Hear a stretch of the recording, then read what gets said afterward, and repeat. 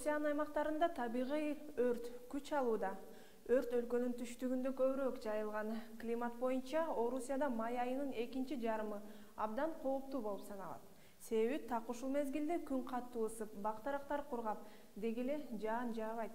Ал эми Борбор Азияда болсо тескерисинче быйылкы жылдын май айы абдан жаан чачындуу болуп жатат.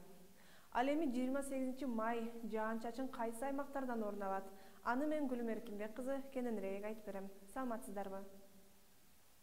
Адегенде Кытайдагы этникалык кыргыздар отурукташкан Ак Суу жана Үрүмчү шаарларына токтолсок. Ак Сууда абанын температурасы көтөрүлөт, бирок жаан жаайт. Үрүмчү шаарында да жаан жаап, Ак Сууга салыштырмалуу абанын температурасы төмөн болот.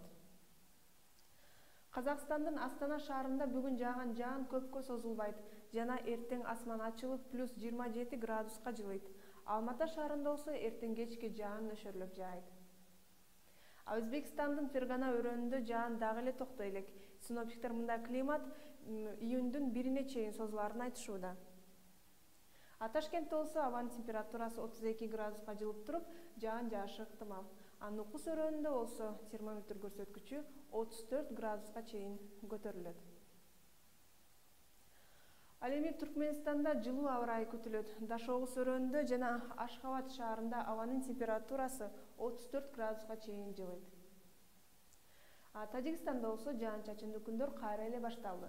Мисалы, эртең Душанбеде аба ырайы 27 градуска жылуу болуп, жаан жаайт. Ал эми Хорок өрөөнүндө да жаан жаап, абанын температурасы Душанбеге салыштырмалуу төмөн болмокчу. Ходжент шаарында абанын температурасы плюс 30 градусты түзүп, жаан өшүрүлүп жаайт. Ал эми Кыргызстанда бүгүн жааган жаан 1-июнга чейин созулушу мүмкүн.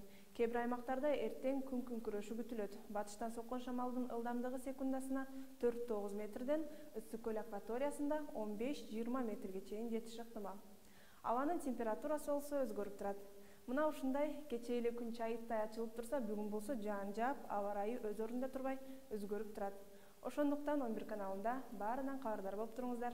Көрүшкөнчө.